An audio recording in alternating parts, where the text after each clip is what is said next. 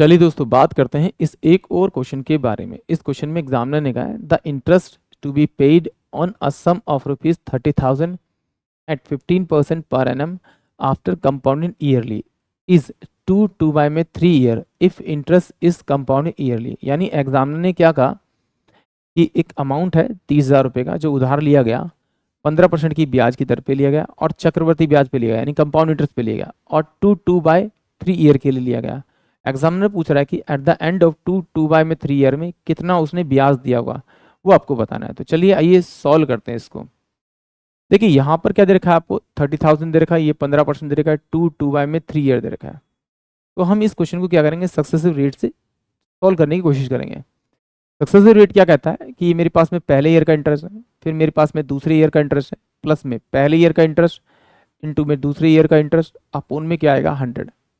और इससे सॉल्व करके आएंगे वो मेरे पास में क्या आएगा, परसेंटेज में वैल्यू आएगी। तो सॉल्व कर लेते हैं। ये मेरे पास में 15, ये मेरे पास में 15 प्लस का 2/100। तो ये 15 दूनी 30 हो जाएगा मेरे पास में आपका, प्लस का 2.25 हो जाएगा। इसको सॉल्व करेंगे तो 32.25% आ जाएगा ये आपका, ये मेरे पास की वैल्यू आ जाएगी। तो अब इसी वैल्यू को यूज करके हम इस क्वेश्चन को सॉल्व करेंगे। तो देखिए सिंपल सी बात है, मुझे कितना दे रखा है इसने आपका, 30,000 दे रखा है, 30,000 दे रखा है। तो इस 2 ईयर का तो मैं पूरा पूरा आपका इंटरेस्ट निकाल लूंगा। कितना निकालूंगा इसका आपका, 3225/100, और 100 मेरा परसेंटेज का है। इस 4 जीरो से ये तो मेरा गया, तो इसको मल्टीप्लाई करें तो 25 तिया 75, और ये 25 तिया 75, और 3 दूनी 6, और 3 तिया 9, यानी कि 9,675 रुपये मेरे 2 साल का इंटरेस्ट आ गया। और इसमें अगर मैं 30,000 जोड़ दूंगा तो मेरे पास टोटल अमाउंट जो आएगा 2 साल के एंड में वो 39,675 आएगा। तो इसका निकाल दीजिए, कितना निकालना है आपका इसका, 2/3। तो 2/3 कितना होगा आपका, 15/100। तो सॉल्व करेंगे तो 30, यानी 1/10 आ जाएगा ये आपका, 1/10 आ जाएगा।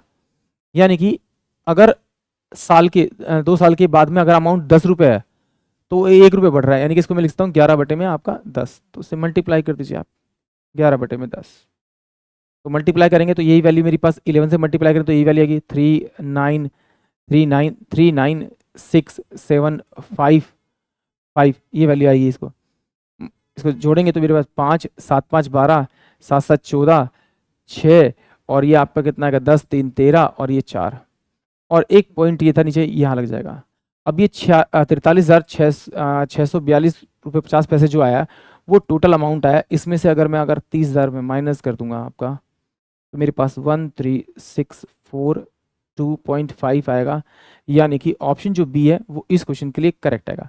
होने को ये थोड़ा सा और छोटा आता, बट थोड़ा सा बच्चे को कंफ्यूज करता, जिसका बेसिक क्लियर नहीं है। इस क्वेश्चन को मैं 3 से 4 मेथड से सोल्व ऑलरेडी कर चुका हूँ। जिसको आपसे अच्छा लगे आप उससे कर सकते हैं। आई होप आप सभी को क्वेश्चन समझ में आया होगा।